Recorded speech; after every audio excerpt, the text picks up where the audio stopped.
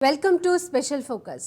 తెలుగు రాజకీయాలలో 4 దశాబ్దాల చరిత్ర కలిగిన పార్టీగా టీడీపీకి పేరుంది. సుదీర్ఘ ప్రస్థానంలో మచ్చ ఏర్పడే పరిస్థితులు ఆ పార్టీకి వచ్చాయి.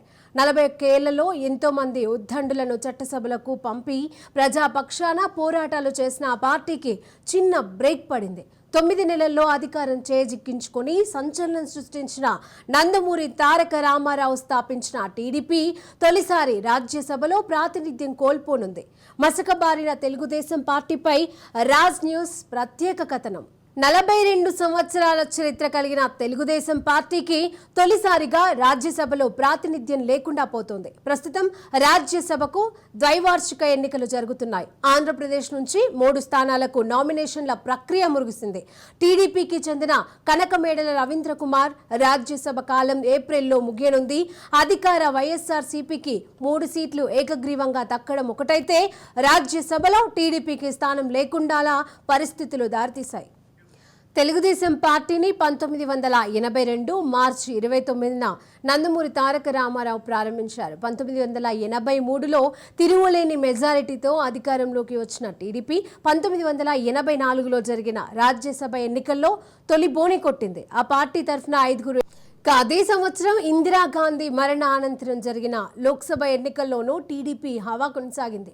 ఉమ్మడి ఏపీలో 42 సీట్లకు 30 స్థానాలను తన ఖాతాలో వేసుకుని అధికార కాంగ్రెస్ తర్వాత లోక్సభలో అత్యధిక సీట్లు గెలుపొందిన పార్టీగా జాతీయ స్థాయిలో అందరికీ దృష్టిని టీడీపీ ఆకర్షించింది. రాజకీయంగా పార్టీకి అండగా నిలబడిన వారందరికీ టీడీపీ అధిష్టానం సముచిత స్థానం కల్పించింది. 1984 నుంచి 2024 వరకు మొత్తం 44 మంది రాజ్యసభకు ప్రాతినిధ్యం వహించారు. వారిలో సినీ ప్రముఖులు కూడా ఉన్నారు. నటులు రావు గోపాలరావు, మోహన్ బాబు, జయప్రద టీడీపీ నుంచి రాజ్యసభకు ఎన్నికయ్యారు. సుజనా చౌదరి రాజ్యసభ సభ్యులుగానే కేంద్ర మంత్రిగా కూడా సేవలందించారు. మిత్రపక్షాలకు కూడా మద్దతు ఇచ్చి రాజ్యసభకు పంపించిన చరిత్ర టీడీపీదని చెప్పవచ్చు. సిపిఐ, సిపిఎం, బీజేపీలకు చెందిన పలువురు నేతలను రాజ్యసభలో అడుగు పెట్టేందుకు టీడీపీ మద్దతిచ్చింది. 2014 విభజన తరువాత పొత్తులో భాగంగా అప్పటి కేంద్ర మంత్రులు సురేష్ ప్రభు, నిర్మలా సీతారామన్ టీడీపీ నుంచి రాజ్యసభ ఎన్నికయ్యారు.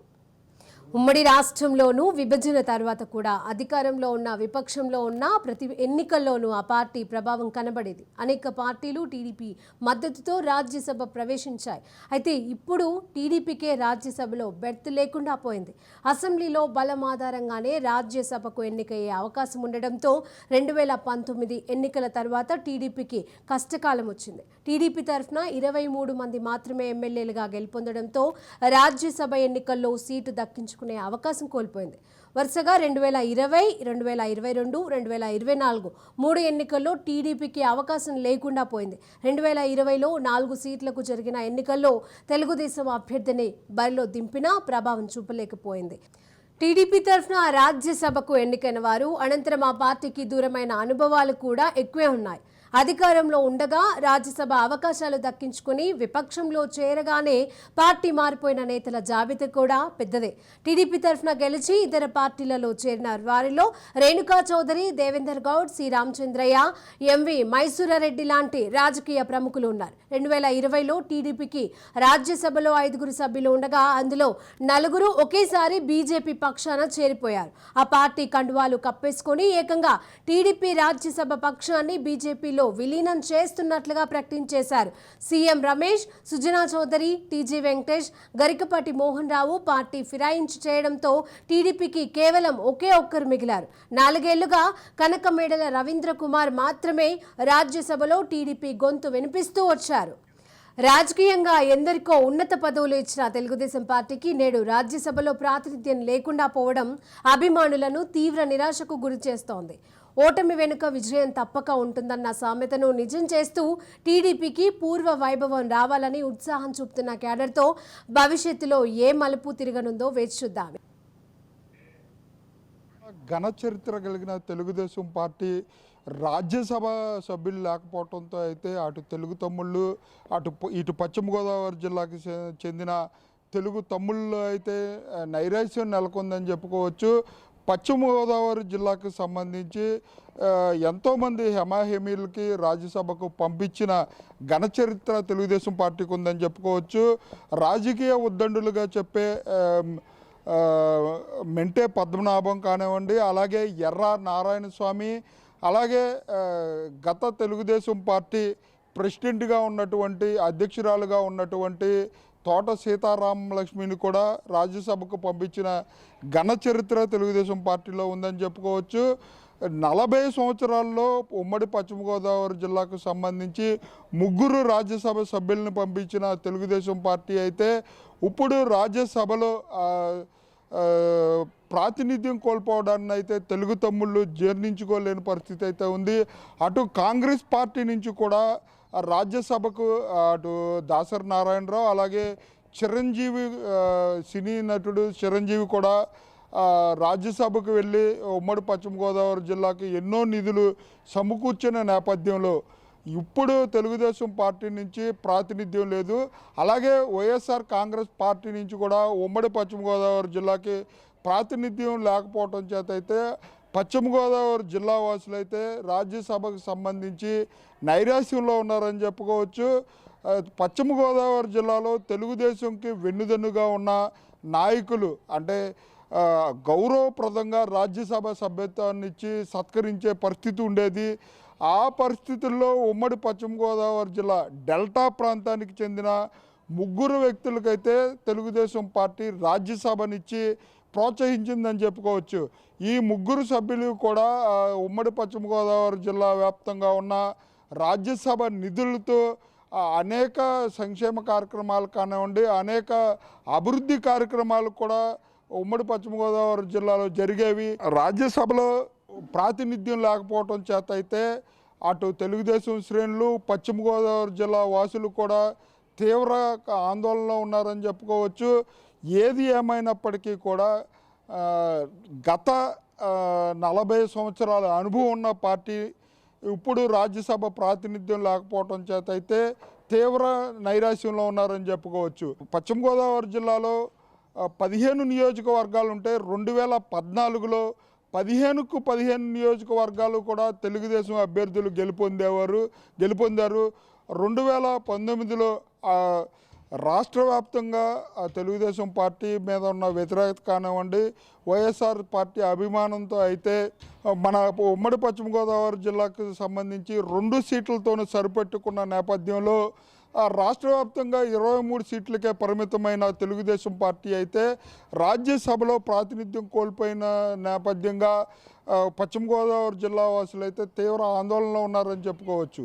కెమెరా పర్సన్ రమణతో మురళీ, రాజ్ న్యూస్, ఉమ్మడి పశ్చిమ గోదావరి జిల్లా నుంచి. Welcome to special focus. Telugu రాజకీయాలలో 4 దశాబ్దాల చరిత్ర కలిగిన పార్టీగా టీడీపీకి పేరుంది. సుదీర్ఘ ప్రస్థానంలో మచ్చ ఏర్పడే పరిస్థితులు ఆ పార్టీకి వచ్చాయి. 41 ఏళ్లలో ఎంతో మంది ఉద్దండులను చట్టసభలకు పంపి ప్రజాపక్షాన పోరాటాలు చేసిన ఆ పార్టీకి చిన్న బ్రేక్ పడింది.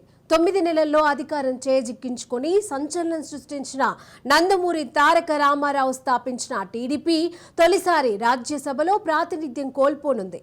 మసకబారిన తెలుగుదేశం పార్టీపై రాజ్ న్యూస్ ప్రత్యేక కథనం. 42 సంవత్సరాల చరిత్ర కలిగిన తెలుగుదేశం పార్టీకి తొలిసారిగా రాజ్యసభలో ప్రాతినిధ్యం లేకుండా పోతోంది. ప్రస్తుతం రాజ్యసభకు ద్వైవార్షిక ఎన్నికలు జరుగుతున్నాయి. ఆంధ్రప్రదేశ్ నుంచి 3 స్థానాలకు నామినేషన్ల ప్రక్రియ ముగిసింది. టీడీపీకి చెందిన కనకమేడల రవీంద్ర కుమార్ రాజ్యసభ కాలం ఏప్రిల్లో ముగియనుంది. అధికార వైఎస్ఆర్సీపీకి 3 సీట్లు ఏకగ్రీవంగా దక్కడం ఒకటైతే రాజ్యసభలో టీడీపీకి స్థానం లేకుండాలా పరిస్థితులు దారితీశాయి. టీడీపీ అధినేత అప్పటి టీడీపీ అధినేత ఎన్టీఆర్ ఆవిర్భవించిన 1983లో ఆవిర్భవించిన టీడీపీ పార్టీకి సంబంధించి పూర్తి స్థాయిలో ఒకప్పుడు టీడీపీ అనేది ఒక హవా అనేది నడిచేది. అంతేకాకుండా దాని ఉనికిని చాటుకుంటూ దాన్నే అలా కొనసాగిస్తూ తర్వాత చంద్రబాబు నాయుడు కూడా దాన్ని అలాగే తీసుకొచ్చిన పరిస్థితి కనబడ్డది. అయితే తాజాగా మనం చూసుకున్నట్టయితే అయితే విజయనగరం జిల్లా వరకు మనం చూసుకున్నట్టయితే విజయనగరం జిల్లాలో ముఖ్యంగా 9 నియోజకవర్గాలు కూడా టీడీపీ కంచుకోటుగానే ఉండేవి. అయితే వీటికి సంబంధించి మొన్న జరిగిన ఏదైతే 2019 ఎన్నికల్లో కొంతవరకు వైసీపీ ఒక్క ఛాన్స్ గాలితో కొంతవరకు కూడా టీడీపీ అయితే మాత్రం పూర్తి స్థాయిలో కొంతవరకు డీలపడ్డ పరిస్థితి కనబడదు. అయితే ఇప్పుడు మళ్ళీ పుంజుకున్న నేపథ్యంలో మనం తాజాగా చూసుకున్నట్లయితే ఒక రాజ్యసభ ఏదైతే సభ్యత్వానికి సంబంధించి మనం మాట్లాడుకుంటే కనుక ఖచ్చితంగా ముందు మనం దీనికి సంబంధించి ముందుగా టీడీపీ పరిస్థితి ఎలా ఉందో మనం తెలుసుకోవాలి. అయితే దీనికి సంబంధించి టీడీపీ అసలు విజయనగరం జిల్లాలో చూసుకుంటే ముఖ్యంగా అశోక్ గజపతి రాజు ఏదైతే విజయనగరం సంస్థానానికి సంబంధించిన వారసులు, అలాగే ముఖ్యంగా టీడీపీ నేత, అలాగే టీడీపీకి అతిపెద్ద నేత అనుకొని మనం చెప్పుకోవచ్చు. అంతేకాకుండా గతంలో కేంద్ర మంత్రిగా కూడా ఆయన పనిచేసి ఉన్నారు. అలాగే ముఖ్యంగా ఏదైతే విజయనగరం జిల్లాలకు సంబంధించిన విద్యా సంస్థలు కావచ్చు, అలాగే ఎన్నో రకాలైన ఇండస్ట్రీలు కావచ్చు, అన్నీ కూడా టీడీపీ హయాంలో అటు ఎన్టీఆర్ హయాం నుంచి కూడా ఇంతవరకు కూడా ఇప్పటివరకు కూడా ఆయన అన్ని రకాలుగా కూడా ప్రజల్లోకి పూర్తి స్థాయి సేవలు అందించి పూర్తి స్థాయిలో ఆయన అన్ని రకాలుగా పెద్ద పెద్ద పదవులు కూడా ఆయన ఆరాధించిన పరిస్థితి కనబడేది. గతంలో కేంద్ర మంత్రిగా పనిచేసినప్పుడు కూడా నిరాడంబరంగా ఆయన వెళ్తూ ఉంటారు. అయినప్పటికీ కూడా అలాంటి పెద్ద వ్యక్తి కూడా ఒకవైపు రాజ్యసభ సభ్యత్వం ఇప్పుడు కొంతవరకు కూడా రాజ్యసభకి నామినేషన్ చేసే దాఖలాలు లేవు. అలాగే ముఖ్యంగా మనం చూసుకున్నట్టయితే ఉత్తరాంధ్రకి సంబంధించి ప్రస్తుతం ఉన్న విజయనగరం ఉమ్మడి జిల్లాలో రాజాం నియోజకవర్గానికి చెందిన ముఖ్య టీడీపీ నేత ఎవరైతే ప్రతిభా భారతి ఎవరు ఉన్నారో, గతంలో మొట్టమొదటి టీడీపీకే కాదు మొట్టమొదటి రాష్ట్రానికి సంబంధించి ఉమ్మడి తెలుగు రాష్ట్రానికి సంబంధించి స్పీకర్గా పనిచేసిన ప్రతిభా భారతి ఉన్నారో ఆవిడికి కూడా ఒకవైపు చూసుకుంటే కనుక ఒక ప్రస్థానం అయితే ఉంది టీడీపీలోనే. ముఖ్యంగా మనం చూసుకున్నట్టయితే ఆవిడ ఒక బలహీన వర్గానికి చెందిన నేత. అలాంటి నేతకు కూడా ఎప్పుడు కూడా ఇవ్వని ఒక మంచి స్థాయిని, ఒక ఉన్నతమైన స్థాయిని ఏదైతే శాసనసభ అధిపతిగా స్పీకర్గా ఆవిడకి ఒక పదవిని ఇచ్చారు. అంతేకాకుండా ఆవిడ ప్రస్థానంలో చూసుకున్నట్టయితే ఏదైతే ఉమ్మడి విజయనగరం జిల్లా కావచ్చు, అటు ఉత్తరాంధ్ర మొత్తం కావచ్చు, పూర్తి స్థాయిలో ఆవిడ ఎంతవరకు ఏదైతే అక్కడున్న ప్రతి ఒక్క డెవలప్మెంట్కి సంబంధించి ఆవిడ ప్రతి దాంట్లో కూడా కొంతవరకు ఆవిడకంటూ ఒక ప్రత్యేకమైన స్థానం అయితే సంపాదించుకున్న ఆవిడ. అలాంటి ఆవిడ కూడా ప్రస్తుతానికి టీడీపీకి సంబంధించి ఏదైతే ఒక రాజ్యసభ నామినేషన్ సంబంధించి టీడీపీకి వేయని పరిస్థితి కనబడ్డది. అలాగే మరోవైపు చూసుకున్నట్టయితే కళా వెంకటరమణ గతంలో అసలు ఉత్తరాంధ్రకి అప్పటి నుంచి ఇప్పటి వరకు ఎప్పుడూ కూడా లేని విధంగా గతంలో టీడీపీ హయాంలో ఏదైతే టీటీడీ చైర్మన్ పదవి అనేది మాత్రం ఆయనకి ఇచ్చారు. టీటీడీ చైర్మన్కి సంబంధించి ఆయన ఇచ్చిన తర్వాత మంత్రిగా కూడా చేశారు. అలాంటి పెద్ద నేతకు కూడా ఇవ్వలేదు. అలాగే మనం ఏదైతే పతివాడి నారాయణ స్వామికి తీసుకుంటే ఆయన కూడా ఒక ముఖ్య నేతగా మనం చెప్పుకోవచ్చు. జిల్లాలోని నెల్లిమర్ నుంచి గతంలో మాజీ ఎమ్మెల్యే చేశారు. అలాగే మాజీ మంత్రిగా కూడా టీడీపీలో పనిచేసిన పరిస్థితి కనబడేది. ముఖ్యంగా మనం చూసుకున్నట్టయితే ఇంతమంది ఇలాంటి ముఖ్య నేతలు ఎంతమంది ఉన్నప్పటికీ కూడా ఇంకోవైపు అటు ఎస్కోట కావచ్చు, గజపతినగరం కావచ్చు, ఇటు బొబ్బులు నియోజకవర్గాల్లో కూడా టీడీపీ అనేది పూర్తి స్థాయిలో ఎప్పుడు కూడా బలంగానే ఉండేది. ఇలాంటి టీడీపీ పూర్తి స్థాయిలో ఇంత పెద్ద చరిత్ర ఉన్నప్పటికీ కూడా ఎప్పుడు కూడా విజయనగరం జిల్లాలో కావచ్చు, అటు ఏదైతే ఉత్తరాంధ్ర శ్రీకాకుళం జిల్లాలోనూ కావచ్చు, లేకపోతే ఉమ్మడిగా ఉన్న అటు విశాఖపట్నం జిల్లాలో కావచ్చు, పూర్తి స్థాయిలో కూడా ఎప్పుడు కూడా టీడీపీ కంచుకోటుగానే ఉండేది. ముఖ్యంగా విజయనగరం జిల్లాలోని పెద్ద పెద్ద నేతలందరూ కూడా బలహీన వర్గాలకు చెందిన నేతలు కూడా ఉండేవాళ్ళు. వీళ్ళందరినీ కూడా ఎక్కడ కూడా కనీసం ఇప్పుడున్న పరిస్థితుల్లో ఏదైతే ఈ రాజ్యసభ నామినేషన్కి సంబంధించి కనీసం నామినేషన్ కూడా దాఖలు చేయని పరిస్థితి. అయితే ఇది ఎంతవరకు ఈ టీడీపీకి ఒక మచ్చగా మిగిలిపోతుందని మనం చెప్పుకోవచ్చు. ఎందుకంటే ఇప్పుడు 1983లో ఏదైతే ఎన్టీఆర్ రాజకీయాల్లోకి ప్రవేశించిన తర్వాత టీడీపీని పార్టీని స్థాపించిన తర్వాత ఇప్పటి వరకు కూడా టీడీపీ చరిత్రలో ఇంతవరకు కూడా ఏ రోజు కూడా రాజ్యసభ సభ్యత్వానికి లేని పరిస్థితి లేదు. ఇప్పుడు ప్రస్తుతం మనం చూసుకున్నట్లయితే ఎవరైతే రవికుమార్ ఎవరైతే ఉన్నారో ఆయనతోనే ఇక్కడ వరకు రాజ్యసభ సభ్యత్వం అనేది పూర్తయిపోతుందని మనం చెప్పుకోవచ్చు. ఎందుకంటే ఇప్పుడున్న పరిస్థితుల్లో కనీసం ప్రతిపక్షంలోనే అతి తక్కువ సీట్లలో మొట్టమొదటిసారిగా టీడీపీ ఉన్నది. అయితే ఇలాంటి పరిస్థితుల్లో రాజ్యసభకి వెనుకంజ వేసిందని కూడా మనం చెప్పుకోవచ్చు. అయితే ఇప్పటికైనా కానీ మళ్ళీ టీడీపీ అనేది పూర్తి స్థాయిలో రాష్ట్ర వ్యాప్తంగా కూడా పైకి వస్తుందని కొంతవరకు టీడీపీ శ్రేణుల్లో అయితే కొత్త ఉత్సాహం అయితే కనబడుతుంది. అంతేకాకుండా ఒకవైపు విజయనగరం జిల్లాకు సంబంధించి అయితే ఇంతవరకు ఒకవైపు అటు వైసీపీ మెడలు విరిచి ఇటువైపు బొత్స ఆధిక్యానికి కూడా ఎదురెళ్ళి ఖచ్చితంగా టీడీపీ నిలుస్తుందన్న కొత్త ఉత్సాహం కూడా అటువైపు ఉన్న టీడీపీ కార్యకర్తలందరిలోని జిల్లా వ్యాప్తంగా కూడా కనిపిస్తుంది. అయితే మనం వేచి చూడాల్సిందే వచ్చే ఎన్నికల్లోనైనా వచ్చేసారైనా కానీ రాజ్యసభలో ఖచ్చితంగా మళ్ళీ టీడీపీ అధికారంలోకి వస్తుందో వచ్చే ఎన్నికల్లో మళ్ళీ రాజ్యసభలో మళ్ళీ ఖచ్చితంగా మళ్ళీ ఒక సీటు సంపాదించిన పరిస్థితి కనబడుతుంది అనేది మనం వేచి చూడాల్సిన పరిస్థితి ఉంది. తెలుగుదేశం పార్టీని 1982 మార్చి 29న నందమూరి తారక రామారావు ప్రారంభించారు. 1983లో తిరుగులేని మెజారిటీతో అధికారంలోకి వచ్చిన టీడీపీ 1984లో జరిగిన రాజ్యసభ ఎన్నికల్లో తొలి బోని కొట్టింది. ఆ పార్టీ తరఫున 5 అదే సంవత్సరం ఇందిరాగాంధీ మరణ అనంతరం జరిగిన లోక్సభ ఎన్నికల్లోనూ టీడీపీ హవా కొనసాగింది.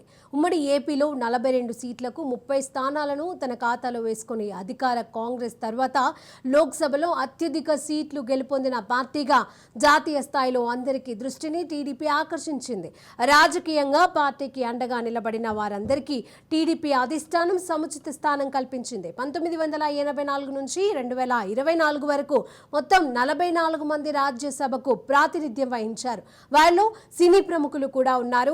నటులు రావు గోపాలరావు, మోహన్ బాబు, జయప్రద టీడీపీ నుంచి రాజ్యసభకు ఎన్నికయ్యారు. సుజనా చౌదరి రాజ్యసభ సభ్యులుగానే కేంద్ర మంత్రిగా కూడా సేవలందించారు. మిత్రపక్షాలకు కూడా మద్దతు ఇచ్చి రాజ్యసభకు పంపించిన చరిత్ర టీడీపీదని చెప్పవచ్చు. సిపిఐ, సిపిఎం, బీజేపీలకు చెందిన పలువురు నేతలను రాజ్యసభలో అడుగు పెట్టేందుకు టీడీపీ మద్దతిచ్చింది. 2014 విభజన తరువాత పొత్తులో భాగంగా అప్పటి కేంద్ర మంత్రులు సురేష్ ప్రభు, నిర్మలా సీతారామన్ టీడీపీ నుంచి రాజ్యసభ ఎన్నికయ్యారు.